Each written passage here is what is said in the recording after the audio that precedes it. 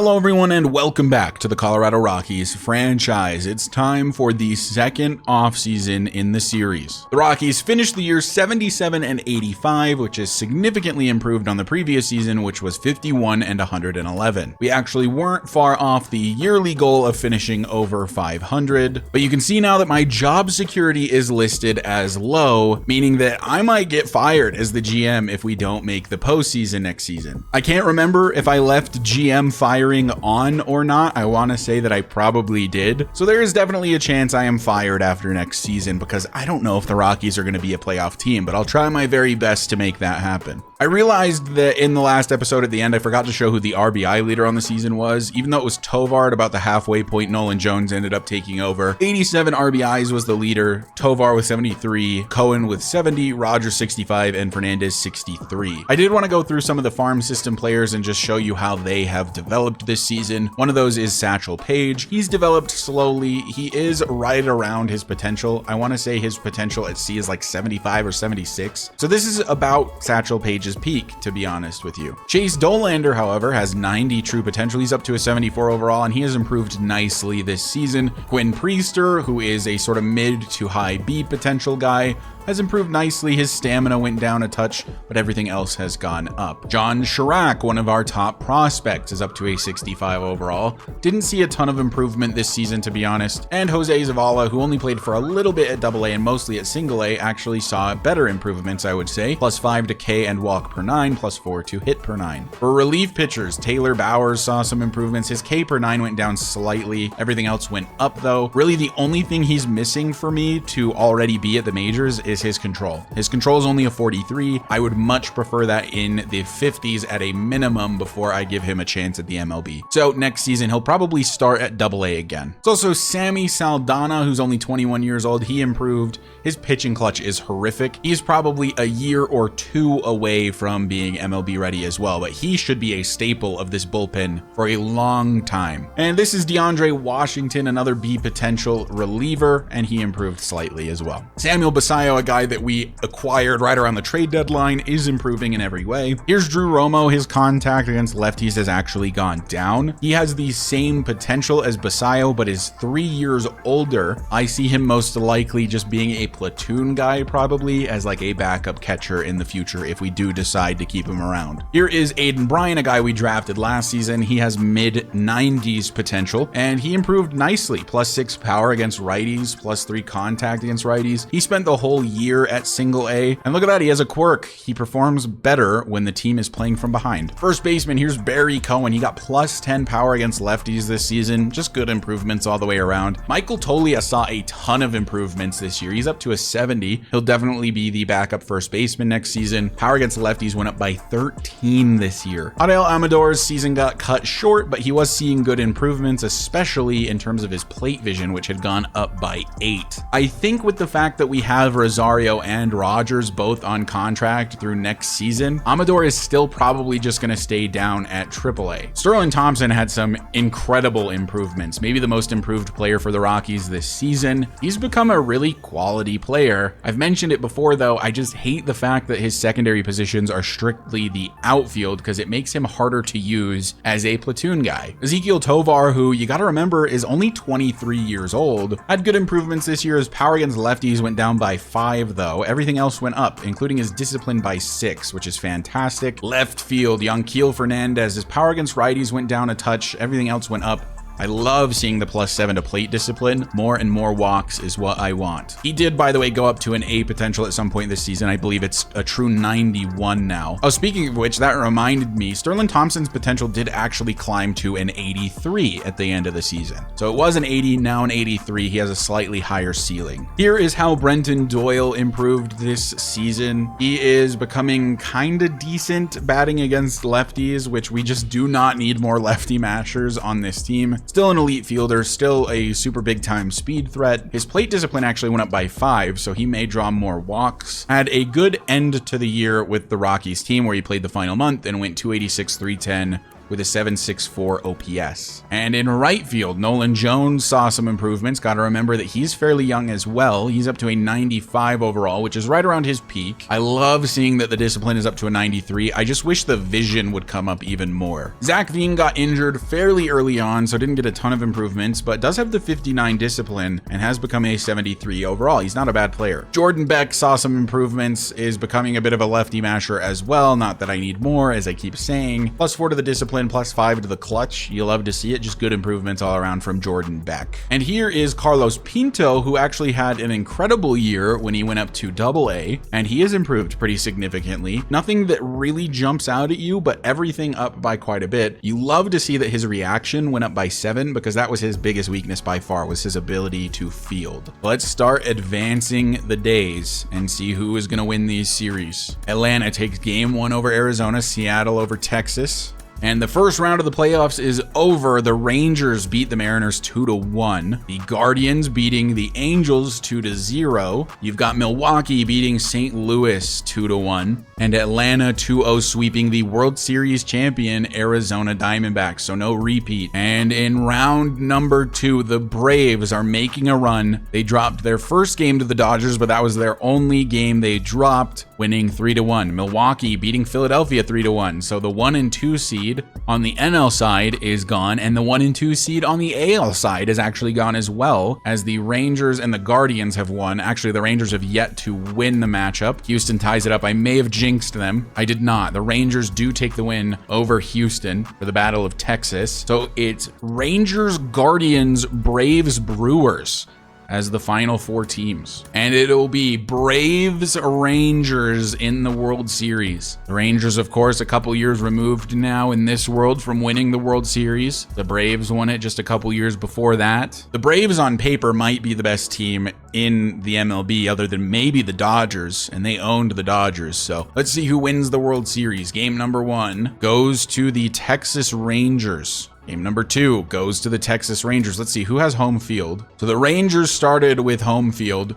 They win 10-5 over Atlanta in game 1, 8-6 over Atlanta in game 2. Now let's get to game 3, a loss. The Braves get 1 back. Game number 4, it's 3-1 Rangers. Strider with another loss, a 5.13 ERA, 2-3 throughout the playoffs. Their ace is struggling. Former Rocky John Gray is actually the only one to get a loss for the Rangers. That's fitting. For the Rangers, take the dub. They do. The Rangers 4-1 over the Atlanta Braves, get their 2nd World Series in 3 seasons. The postseason MVP was given to Austin Riley. The World Series MVP is Paul DeYoung. Here are the players who have retired. DJ LeMahieu, former Rocky, calls it quits. Wow, he regressed heavily.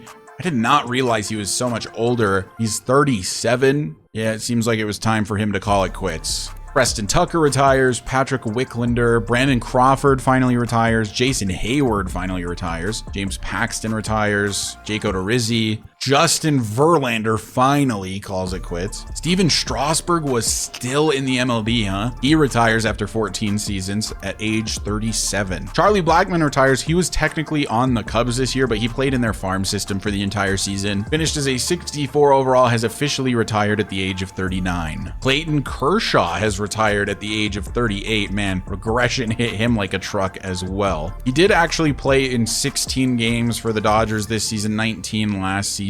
Looks like he only started 2 games and then regression hit him, and they probably just had him in the bullpen the whole year. He actually didn't have a bad year though. Here are the 2025 Hall of Fame inductees. Oh, I didn't see that Max Scherzer retired, but he has retired as well. But it makes sense that he is a Hall of Famer, and Kershaw as well. So here's our exclusive free agents. I'm not going to bring Carson Kelly back. He just ended up being a platoon guy, and he was a bad platoon guy the entire year. He can walk, go play somewhere else. Actually liked Raimel Tapia being on the team a lot. He's 32 though. I would only want to give him a couple years, and he wants 2.9 mil a year. He is good depth though. Like if there's a serious injury, I know that I have a guy that can come in and replace them. I will offer him $2 million a year for 2 years. We will see if he accepts or not. I'm not going to be butthurt if he doesn't. And Raimel Tapia did indeed take that 2-year deal. So it is some peace of mind to know that I have a guy in the system that can come up and play if needed. So we are officially to the bulk of the offseason. So Nolan Jones still has 3 more years of arbitration. There's really not a point in offering him a huge contract yet. I can't believe we are only paying this dude $760,000 a year to be one of the best players in baseball. I'm going to offer a salary arbitration of 1.5. So I'll get through these arbitration eligible players and come back to you guys. So I went through and offered contracts to everyone I wanted to. We're going to let a few people walk like Scott Schreiber, Peyton Battenfield,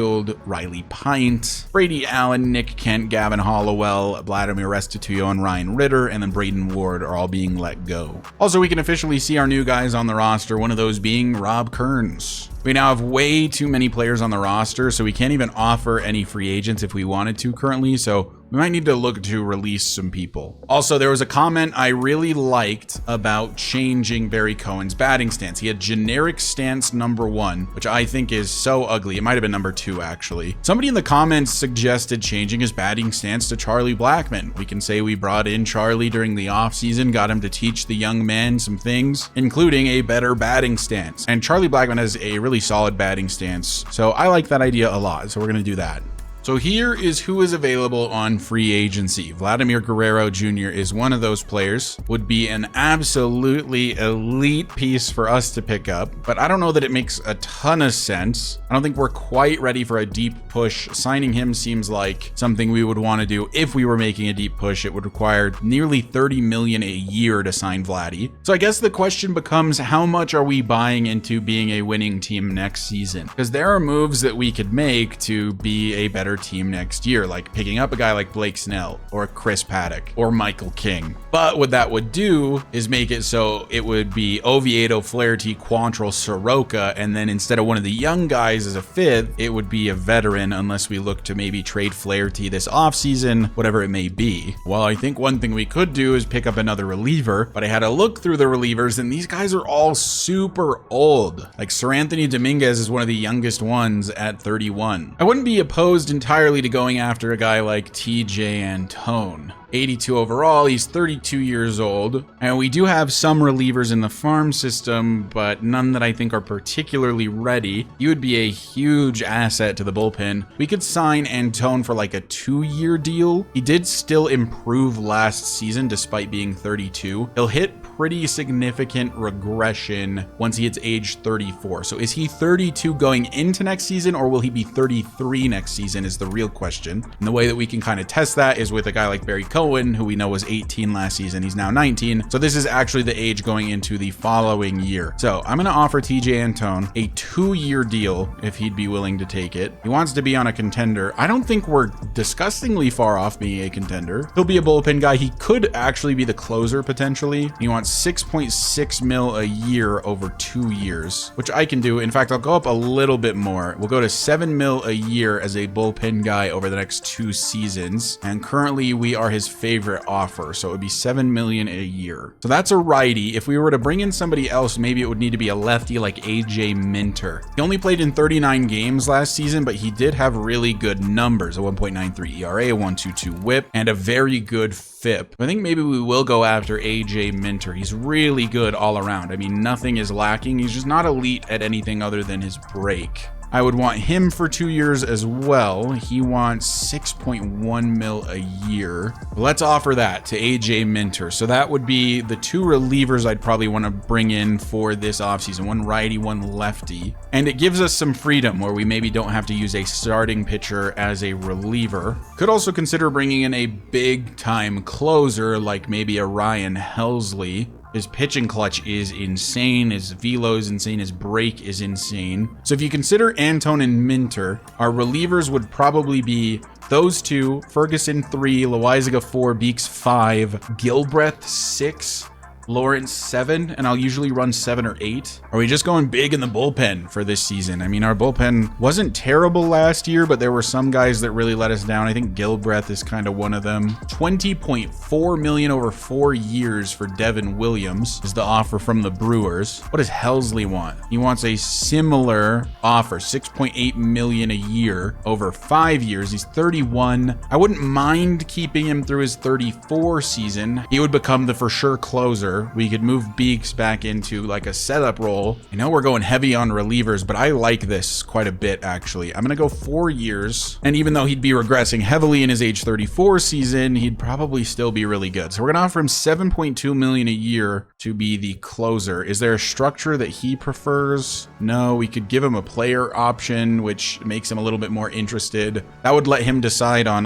the final year whether he sticks around. I'll actually give him that. So we offered to Ryan Helsley, bring in a closer to be like a true closer, because Jalen Beeks is not really a true closer. In fact, despite the fact that he did quite well as a closer last season, and he has decent pitching clutch, he's definitely not like a come in and shut things down type of pitcher. That would be really big for our bullpen. We'd have one of the best bullpens in the MLB probably. So now the question becomes, do we want to make a move elsewhere? Do we want to bring in a huge name like a Bo Bichette? Because we do have to wait a few years for some of our guys to develop. So like we've brought the new guys in, and now it's kind of a waiting game. Do we buy in and try to compete now while those guys are still developing, or do we just kind of wait it out is the question. I wouldn't be opposed to bringing in like a lefty starting pitcher like a Ranger Suarez, but he's 30. We're just chock full of righties right now. So are there a couple lefties? I'm not sure why Ranger Suarez is regressing. He's only 30 going into his age 30 season. He's only had 6 years of service, and he has good numbers from last year. His potential must just be, I wish I had a way to see that. Like that B potential must just be flat on 80, so he's regressing towards the mean. Could potentially trade Quantrill though, who is 31, and maybe bring in a lefty starter instead like a Suarez. Cal Quantrill has maybe been our best starter, but it could be worth it to trade him away. What is this trade from the Orioles? Heston Kierstad and Enrique Cabrera, 2 A potential players for a C potential starting pitcher. I guess the question becomes, how much does Suarez want? He wants $8.2 million a year. We're paying Cal like 6 point something, 6.7 I want to say. Oh, he wants less the lower the number of years is actually. We could sign Suarez to be a lefty starter. My concern is just the fact that he's already regressing. I think the fact that we can get Ranger for a similar price point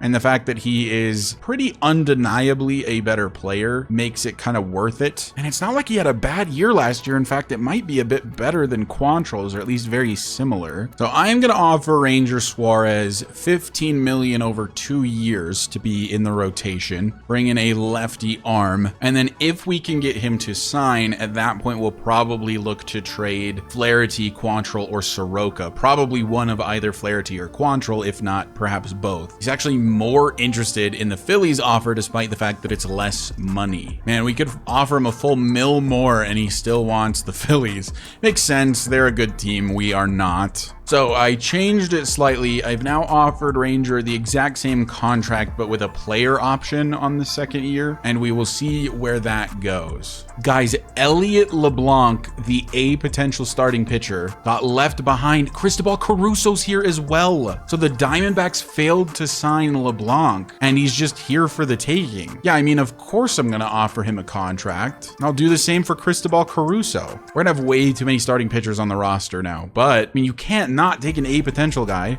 Luis Arraez is a free agent. He had a really good year last year. OBP's a little down. For some reason, MLB The Show has his discipline lower than I would have anticipated. What a guy Luis Arraez would be though, huh? Would be such an elite leadoff guy. He also plays almost everywhere. He plays second, first, short, left, and third. We could have him or Rogers play third if we're looking to like compete a little bit more next season, and I might be looking to do that because my job security is listed as low. My contract goal is to reach the postseason. If we got a guy like Arraez, we could move Brendan Rodgers to third because he's the best fielder of the second baseman. He could play at third base next year, Tovar at short, Arise at second, still with Rosario just as a platoon backup, and an excellent one he is. I'm not gonna lie, guys, I kind of like the idea of getting Luis Arise. He could maybe even just DH for us. I'll be honest with you, a lot of my decision making this year is with the idea that I might be fired after the third season, so I'm looking to win next year to hopefully make a wild card push. Because if we don't, then everything we've built kind of just won't matter, because I think that I might get fired. Which, it's kind of a cool element, honestly. I can't just focus on being crappy now and building for the future. The owner of the team wants to see the team win next season, so I have to kind of win next season. We were really close to 500 this past season. I am going to offer Luis Arise. He has more quirks. He's going to get on base more, despite the fact that his discipline isn't that high. I think it makes the most sense. We're going to send him a 3-year deal worth $24 million. He'll play every day at second base. Rogers will be the everyday third baseman, and Ahmed Rosario will be a platoon guy. And unfortunately, that means Sterling Thompson is basically just out. So I think for now, that is going to be my offers. And we lose out on TJ Antone. He has accepted the Cubs offer. We do get Ryan Helsley, though. So we've got a big time closing pitcher coming in. That is huge for us. We did also get Luis Arise, so we've got our leadoff hitter for next season. We did also get AJ Minter. So while we missed out on Antone, and that really sucks, we did get another lefty reliever. I feel bad for Amador.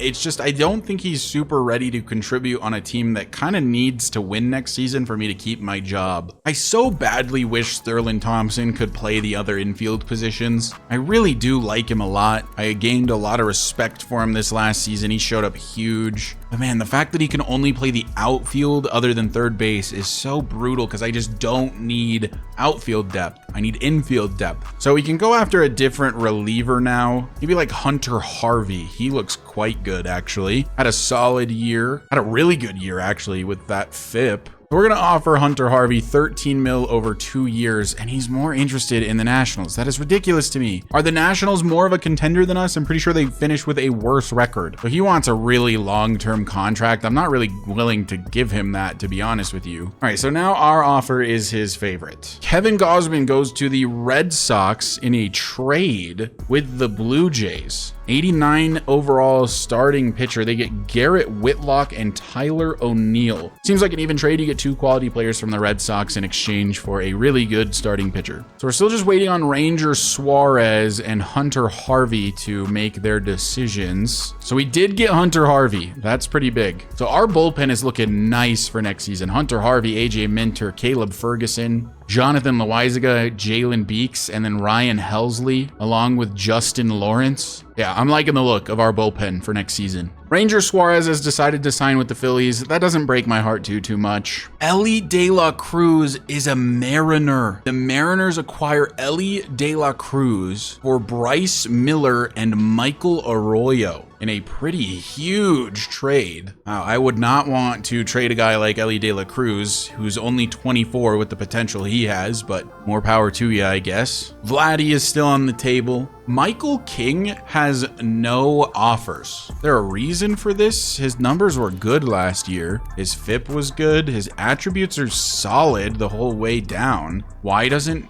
Michael King have an offer? I know he's another righty, but if I could just throw him something random and get him, then why not? He does want a good chunk of change. I'd be willing to give Michael King, I think, a 4 or a 3-year deal. He actually wants way less, the less it is. We could give him just a 1-year deal for a lot cheaper. I'm actually okay with that. It gives 1 more year of progression for our other players. 12.5 mil for a single year of Michael King, which will make it more likely that we win next season, while also allowing some other players to still progress. And then we could still trade a guy like Quantrill potentially, or Flaherty maybe. I think if I trade anyone, it's going to be Quantrill, because his true potential is a 77. The Rays acquire William Contreras from the Brewers. The Brewers get Drew Rasmussen and Tyro Estrada in return, so 2 quality players for a really good catcher. The Twins get Brian Abreu from the Astros. In return, the Astros get Bailey Ober and Leslie Faulkner, who was a center fielder I liked in this last draft class. That one seems a little more lopsided for the Twins potentially, but I guess we'll see. The Brewers get Brandon Drury from the Blue Jays. Look at all these trades happening this offseason. The Rays have signed Teoscar Hernandez to a 2-year deal worth $13 million. We are still Michael King's favorite offer, actually, although now the Mariners and the Phillies are on the board. Could also theoretically go after a guy like Zach Gallen if maybe we don't get King. I think I'd prefer to get King because it's way less expensive, but we could give Gallen like a huge deal to be an ace for us. So we might lose Benny Montgomery in the upcoming Rule 5 draft because we do have to select our 40-man roster. We are kind of weak at center field. Maybe it's for the best that he gets added, but our 40-man is currently full, so I'd have to lose somebody else. I think the guy to remove from the 40-man might be Hunter Goodman. We're pretty loaded up at first base these days, so he might get snagged, but it's not the end of the world because we already have Tolio over there, and of course Barry Cohen has first base locked up for like the next decade and a half. And now we can add Benny to the 40-man, and I know his potential is worse than Goodman's, but center field is a position of need for us, to be honest with you. We are currently still Michael King's favorite offer. The Athletics did choose to claim Hunter Goodman off of waivers. Like I said, I'm not too heartbroken. He was a first baseman that only had outfield as his secondary positions. We have Tolia and we have Cohen. Goodman was never really going to be part of the plan anyway. So goodbye, Hunter Goodman. Kind of sucks to see you go, but it makes sense. Michael King still yet to sign, but we are still far and away his favorite offer. Dylan Cease is an Atlanta Brave, 5 years, $96 million. They just make their pitching rotation even better. Will Smith will be the catcher of the Boston Red Sox. That's weird. Didn't the Red Sox already have like 2 really good catchers? The Red Sox already had Ethan Salas and Kyle Teal and Connor Wong. They had 3 quality catchers that are all younger than Will Smith, and they went after a 31-year-old regressing Will Smith. Very, very interesting decision. Maybe he just DHs and Salas plays the actual catcher position. I don't know. That's a weird signing. Looking like Vladdy might be a national. Gallen maybe going to the Yankees. Tucker a Marlin. And we do get Michael King on his 1-year deal. So there's our ace for the upcoming season. It's Michael King. And now if we want to have Dollander really get his chance to be a starter this year, we're going to have to trade probably Cal Quantrill. Josh Naylor goes to the Pirates. The Rangers, who are coming off a World Series win, are actually now quite weak at starting pitcher. They could use a guy like Cal Quantrill potentially. The Red Sox also need a starting pitcher. They don't have many. They're willing to offer Ty Pete, who is a 20-year-old shortstop, or Roman Anthony, a 21-year-old B potential center fielder. I don't hate that. I'm very interested in some of the Red Sox offers. Let's go take a look at that. So the Red Sox, who have a former Rocky and Trevor Story at shortstop, want to trade away Ty Pete. This is actually the second time I've seen them offer him. 20 years old, B potential. I'm going to guess that that B potential is 80. It's 81. They're also willing to lose center fielder Roman Anthony, who is currently slated to be their starter, either him or Kerry Hafey. Roman Anthony is 86 potential for Cal Quantrill, who is a quality starting pitcher, and they're not great at starting pitcher. He would be their number 3 guy in the rotation. At worst, he would be number 4. But why would they want to lose their best center fielder and one of their best prospects who's only 21? Anthony is honestly a good fielder with a good arm. He's not slow. I don't need more center field prospects. I honestly don't need more prospects in general, but I kind of like Roman Anthony potentially. Well, I mean, I talked about the fact that we don't have a lot of depth in center field, and now they're saying that they don't feel like they're getting enough in return for Anthony, and I actually agree, so I'm glad the game is saying that. I can give up one more player. They do need starting pitching really bad. Do they have starting pitching prospects? They have Steve Tachiki, that's right. Juan Trejo. They're not looking great in the prospect department, and they just gave a 35-year-old pitcher a 1-year deal. I could give them 2 starting pitchers. Give them like a Ryan Rollison as well as a Cal Quantrill. Cal Quantrill's a really good starting pitcher. Like, he's been good for the past 2 seasons.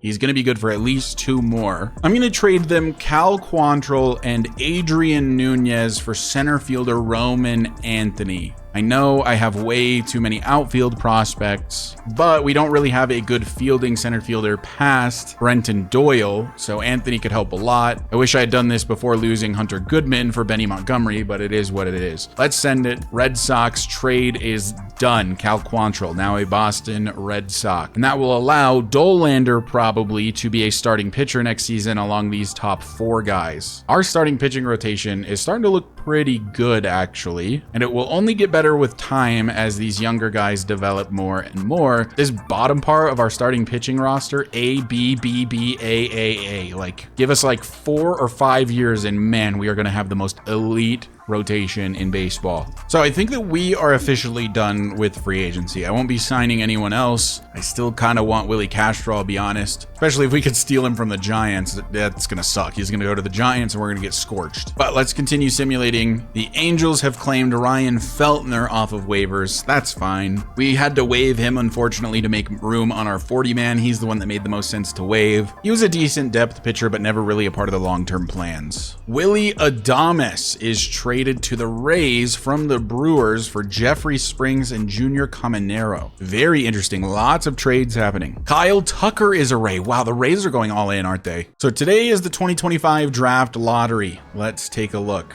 Wow, we are all the way down at 12. We have small odds for the number 1 overall pick, but that's kind of crazy. I thought we'd have a much better pick, but it turns out we weren't that bad of a team. I guess that win streak at the end actually hurt us more than it helped us. We stay at number 12. The Athletics stay at number 1. The Mets move up to 2. The biggest mover, though, was the Giants, who moved all the way up to number 3. White Sox fell down a couple spots. Nats, Pirates, Tigers, and Marlins all fell, and everyone else stayed the same. So we'll be picking 12th next season, which is much later than we're used to. Lane Thomas is a Miami Marlin. And now we are at the Rule 5 draft, which for some reason I'm not allowed to participate in. I think it's because my 40-man is full, so only 27 teams are here. Let's see if any of our players get taken. It sort of looks like we're safe. We didn't draft anyone in the Rule 5 because I didn't have any 40-man spots available. That's okay. Vladdy Guerrero still on the table. Zach Gallen still on the table. Willie Castro still on the table.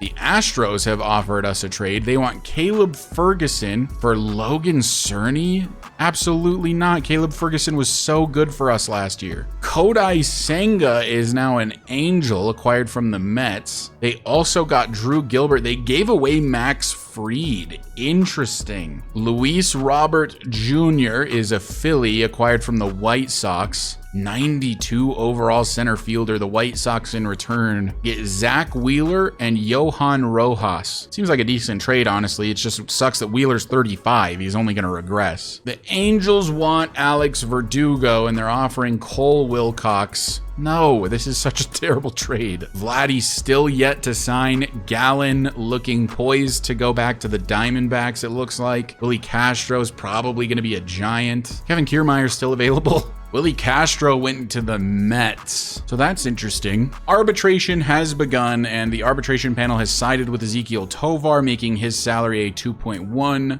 Zach Gallen goes to the Brewers in kind of a shocking move. So the Brewers now have their ace for the foreseeable future, a 6-year deal worth $21.5 million a year. And Vladimir Guerrero is a Washington National, $20.3 million a year over the next 9 seasons. Justin Lawrence's arbitration has happened, and the panel sided with Lawrence. Bouchard's panel sided with Bouchard. Gilbreth's panel sided with Gilbreth. Oviedo's arbitration hearing went Oviedo's way. Nolan Jones's went Nolan Jones's way. Montero's arbitration panel went Montero's way. Peter Lambert sided with the Rockies organization, thank goodness. Cody Hoyer, they sided with Hoyer. These guys are getting paid a lot more than I was expecting. And there you have it. The offseason has come to an end. The Diamondbacks have lost Zach Gallen, who is their number 1 pitcher now. Man, their pitching rotation is hurting with no more Zach Gallen. They might not be a contender anymore, although they do still have the likes of Corbin Carroll and Pete Fairbanks.